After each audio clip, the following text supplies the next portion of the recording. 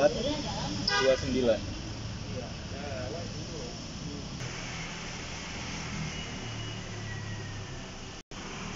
Oke guys, jadi ini pengalaman kita memesan tiket sebelumnya di Traveloka.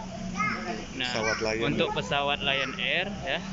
Jadi di tiket kita disuruh datang itu jam berapa? Jam 14 ya. Jam 14.00 jam sampai jam 5 sore. Nah, sementara untuk di kliniknya sendiri di sini tadi mulai dibukanya jam 12.30 ya? Enggak, 12. Jam 12 sampai jam 14.30. Jadi pengalaman untuk teman-teman nanti kalau mau rapid test sebaiknya untuk Lion Air sebaiknya datang